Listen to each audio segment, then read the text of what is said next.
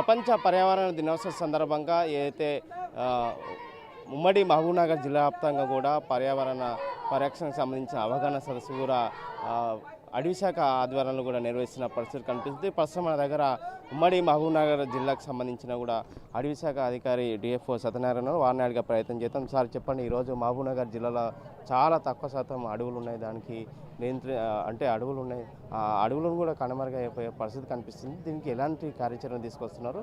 ఈరోజు ప్రపంచ పర్యావరణ దినోత్సవంగా ఎలాంటి చర్యలు తీసుకోబోతున్నారు? ఇప్పుడు ముఖ్యంగా ఈరోజు ప్రపంచ పర్యావరణ దినోత్సవము, వరల్డ్ ఎన్విరాన్మెంట్ డే ప్రతి సంవత్సరం జరుపుకుంటాము. 5th జూన్కు జరుపుకుంటాము.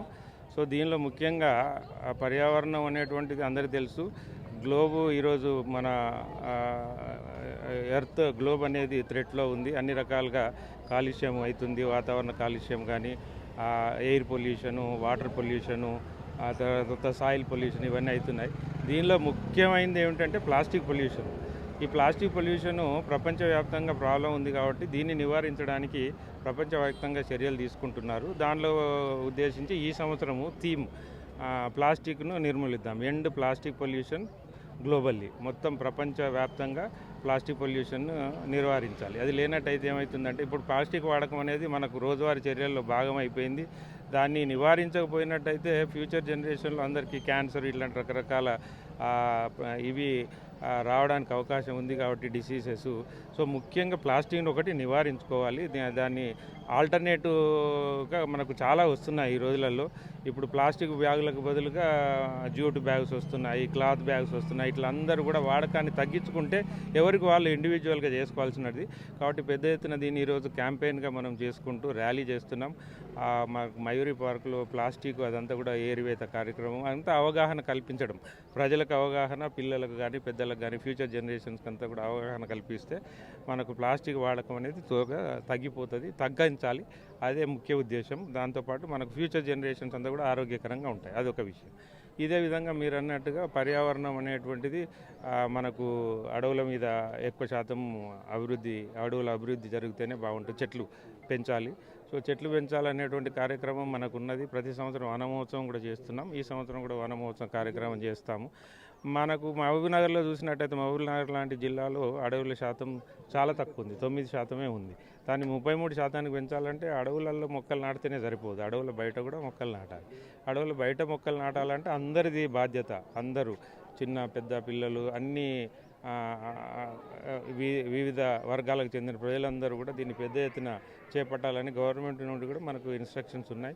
ఈ సంవత్సరము దాదాపుగా 58 లక్షల మొక్కలు నాటడానికి మనకు ప్రణాళికలంతా సిద్ధం చేసుకున్నాం. మన జిల్లా వ్యాప్తంగా 58 లక్షల మొక్కలు నెక్స్ట్ రాబోయే 2 నెలల్లో నాటాలి.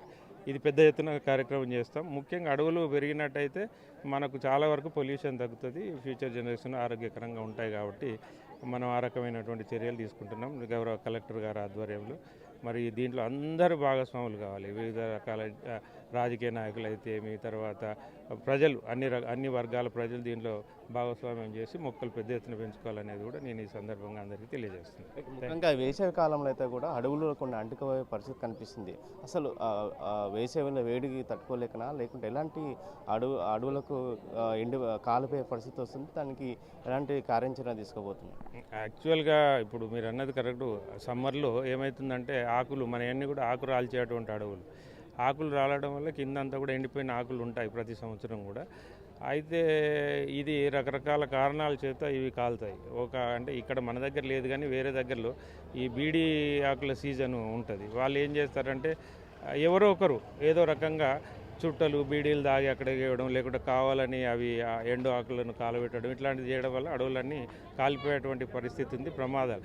అయితే దీన్ని మొదలే గుర్తించి మనం దాదాపుగా 2-3 నెలల నుంచే వీటిని నివారించే చర్యలు చేపడతాం. మన దగ్గర చాలా తక్కువ, మన దగ్గర అంత ఎక్కువగా ఉండదు. వేరే దగ్గర ఉన్నా కూడా రకరకాల యాక్టివిటీస్ మొదటి నుంచే కూడా దానికి టీమ్స్ తయారు చేసి 24 hours వాటిని మానిటరింగ్ చేసుకుంటూ మనకు శాటిలైట్లో కూడా మనకు ఇన్ఫర్మేషన్ వస్తుంది. శాటిలైట్ ద్వారా ఎక్కడ ఫైరు చిన్నగా కనబడ్డా కూడా వాళ్ళు అలర్ట్స్ పంపిస్తారు మనకు. ఆ అలర్ట్స్తోని ఇమ్మీడియట్గా వితిన్ హాఫ్ అన్ అవర్లో ఆ స్పాట్కి చేరుకొని అవన్నీ కూడా ఆపడానికి మన దగ్గర బ్లోయర్స్ ఉన్నాయి, మనుషులు కూడా టీమ్స్ ఉన్నారు. వీళ్ళన్నిటితో మనం ఇదే కాకుండా ఫైట్ రేసింగ్ అని లైన్స్ తీస్తాం. ఆకులనే ముందు ఒక పక్కకు చేసి దాన్ని కంట్రోల్ బర్నింగ్ అంటాం, లైన్స్ కూడా చేస్తే ఒకవైపు ఉన్న ఫైర్ ఇంకోవైపు వెళ్లకుండా కంట్రోల్ చేస్తాం. అట్లా చాలా రకాలైన చర్యలు తీసుకుంటాం కాబట్టి చాలా వరకు మన దగ్గర మహబూబ్నగర్లో అయితే పెద్దగా లేవు. రైట్. మొత్తం మీద కూడా అయితే ప్రపంచ పర్యావరణ దినోత్సవం సందర్భంగా అయితే ఉమ్మడి మహబూబ్నగర్ జిల్లాలో అంటే 9% అడవులను ఖచ్చితంగా రేపు ఈ సంవత్సరం కూడా ఖచ్చితంగా రాష్ట్ర ప్రభుత్వం నిర్ణయం తీసుకుంది. ఖచ్చితంగా దాదాపు 8 లక్షల పైచలకు మొక్కలు నాటే అవకాశాన్ని కల్పించింది. ఖచ్చితంగా అడవులను కాపాడే దిశగా ఫారెస్ట్ డిపార్ట్మెంట్ కావచ్చు పనిచేస్తుందని చెప్పి డిఎఫ్ గారు తెలియజేసిన పరిస్థితి కనిపిస్తుంది. వీడియో జర్నలిస్ట్ నరసింహారెడ్డితో రామకొండ ఆర్టీ మహబూబ్నగర్. ఇండియా పాకిస్తాన్ ఉద్రిక్తతలపై లేటెస్ట్ అప్డేట్స్ కోసం డౌన్లోడ్ చేసుకోండి RTV లైవ్ యాప్.